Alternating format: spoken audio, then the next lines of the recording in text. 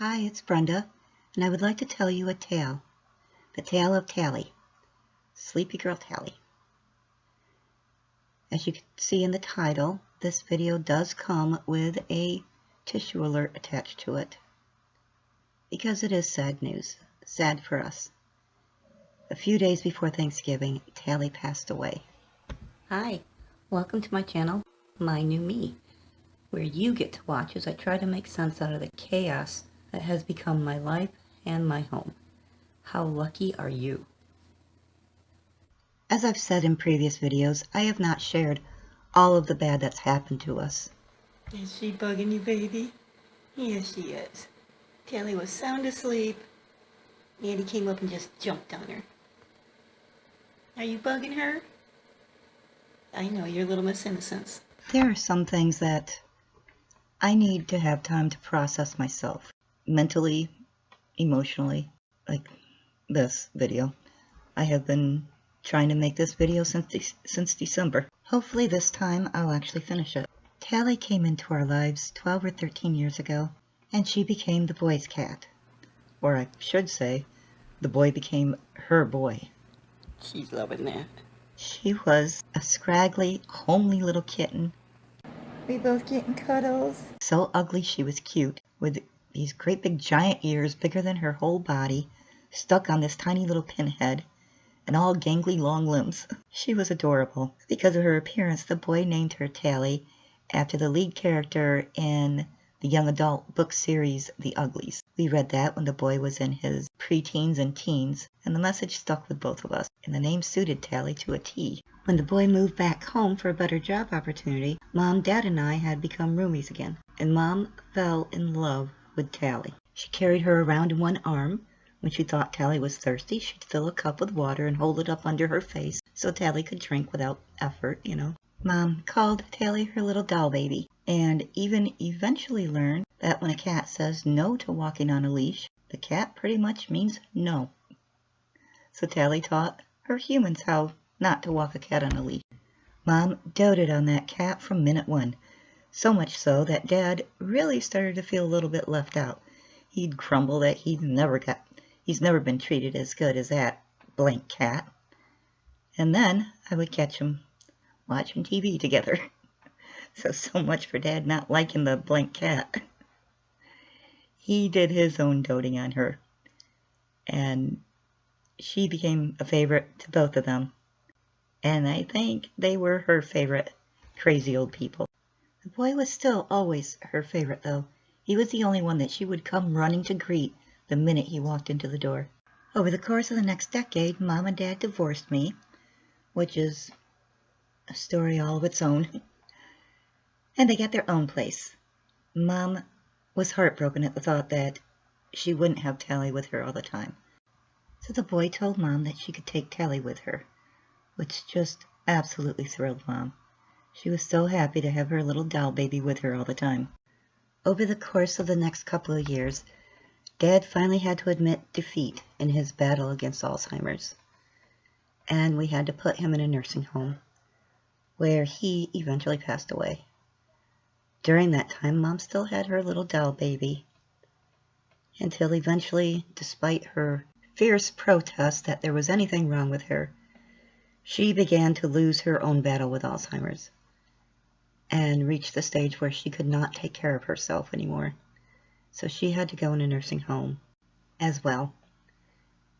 And that was when Tally rejoined my household.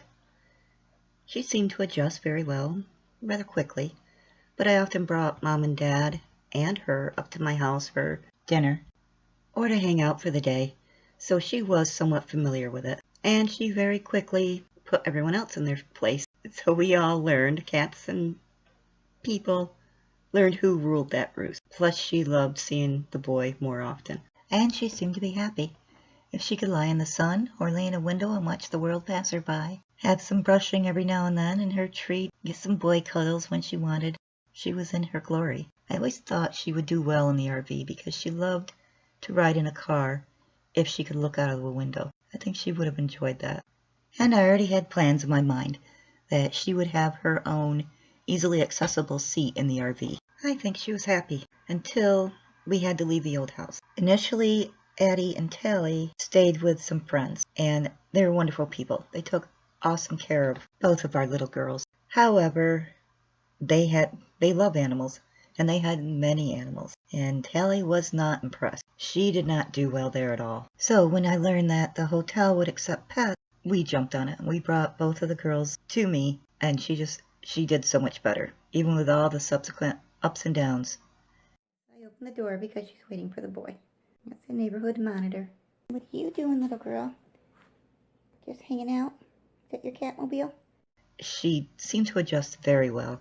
Until not this past Christmas, but the Christmas before. Well, in fact, Christmas Eve 2018, Tally had her first stroke. At first I thought she was having some sort of seizure. My vet was out of town. I just could not get a hold of any other vet anywhere. Never even heard back from the on-call vet until the day after Christmas. Apparently on-call meant whenever he felt like it. The boy was working extra shifts on Christmas Eve and Christmas Day so that people with kids could stay home. I was just, I guess, waiting for her to die. I was at a loss. Eventually I got her in to see the on-call vet, who told me she was showing every indication that she'd had a recent stroke. Well, his words were, "She's old, she's too fat, she had a stroke. I can put her down for another $250. I don't know if it was right or wrong, but I couldn't stand the thought of her last minutes being in that cold, scary place with this cold, uncaring jackass who I wanted to punch in the face by the time I left there. I'm sorry for my language, but that's the nicest way I can think of to describe him. A couple of times I even had to tell him to stop being so rough with her. She wasn't accustomed to being treated like that. So wise or not, I took her home, where she could be doted on and cared for and treated like the queen she was, and know that she was very loved when she decided to leave us. She even tolerated Addie's attempt to comfort her as she slowly worsened. But she had trouble getting to the litter box, so I made her her own little Tally cave, and a Tally condo actually, with a walkway, until eventually she just stopped leaving the litter box and laid in it all the time. Then one day I woke up and she was out of the litter box. She was more than out of the litter box. She was trotting all around the hazmat house, exploring the place, for all the world acting like she'd never been there before. I showed her where the litter box was and she instantly used it. I showed her where the food and water dishes were and she ate like she was starving. She wandered around a little more, squawking at me, rubbed heads with Addie, which was unheard of, then found a nice sunny spot and took a little nap. She seemed perfectly fine. And she had another 11, I like to think, happy months. She kept us all in line. So what are you doing, Mom? Being supervised. Yeah, are you guys helping? Are you gonna come over to me? Okay. He came over you now. He's like, Is she doing a good job? Hey, Tally. Yeah, is she doing a good job? Addie. Yeah, is she doing a good job? No, what, now you want to talk to me? Tally. Yeah, what? Hey, guys. Apparently Oh, I was where are we a little going? What are we doing? Wait, do you want any more num-nums? No? We also got that one there. You have so many. Yeah.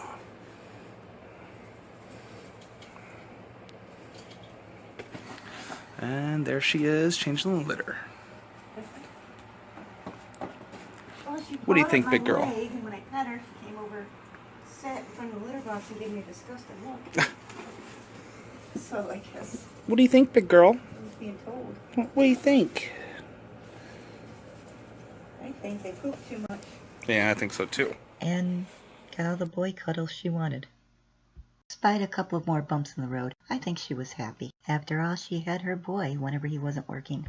And then a couple of weeks before Thanksgiving, she had her fourth and what ended up being her final stroke. We had been taking her to my vet, and she said she thought this one was it, although she has surprised us and bounced back when none of us expected her to before. But she really thought this was it. And she was right. My vet didn't feel she was in any pain, but made the same offer as the on-call vet, just in a much nicer and more caring manner. However, I just felt I wanted her home. I wanted her where she felt happy and safe and comfortable, and where she had us around her all the time. You gonna nap on the floor? Hi. And where she could get as much of this as she wanted. She soon became unable to clean herself and spent much of her time laying in the litter box. So the boy and I tried to shave her, and we gave her a bath. It wasn't much of a success. No stitches were required, but there were some puncture wounds, so none of us were a fan of that process. Afterwards, she was panting and shaking and visibly upset. We decided we were never doing that again. And she did spend a couple of hours wrapped in towels on the boy's lap, being comforted by him and by Addie. However, she still smelled like urine, and I was afraid of her getting sores from having that against her skin under that fur. My vet offered to sedate her and then shave her really good and give her a really good bath to give us a head start on keeping her clean. We jumped on that offer, and she gave us some medicated soap to wash her with just to avoid her developing any sores. And it must have helped the way she felt, because after the first couple of times when we would sit down with the washcloth and everything in our hands, she would come hustling up to us and would just lay there and let us clean her. So I think it made her feel better. However, she was not a fan of the new do she was rocking, and let us know it the first couple of hours she was home. She would not leave the bag, and we got some dirty looks, but it was for her own good. Poor Addie, I think she understood something was happening, but didn't understand what was happening. Throughout all of it, she kept trying to comfort Tally, didn't bug her or try to play with her or fight with her as much, and sometimes Tally accepted it, which I think confused her just as much as when Tally lashed out at her. Tally spent the next week or so laying in the boy's lap whenever she could, or laying in his chair if he was sleeping or working, until she could no longer get up into the seat. And then I would pick her up and put her in the chair, but then one day she fell out, so I made her a little bed beside it. She wasn't using the litter box that I had put right next to her, so I spread a garbage bag on the floor and covered that with blankets and towels for a nice bed for her, changing them and washing her several times a day. Until one day she gave me the privilege of witnessing true love and devotion firsthand. The boy was sleeping and she was making noises, so by the time I got to her, she had crawled halfway up the front of his chair and almost into the seat. So I lifted her into a seat, figuring if she wanted to be in there that bad, then she could be in there, and I would sit and watch her so she didn't fall out. So she squirmed and gave a couple of little whimpers till she finally turned herself around and with her front claws managed to pull herself up so that her head and upper body were on the arm of his chair. She laid there, panting, chin resting on the arm of the chair. I thought she fell asleep. I thought that cannot be comfortable. But then I bent down and looked in her face and saw that she was staring at the top of the boy's head, which was all she could see from that angle as he slept in the bed.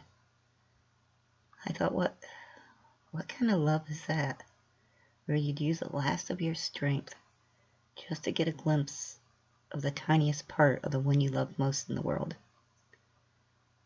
So I woke the boy, and he started talking to her and petting her. I talked to her and pet her.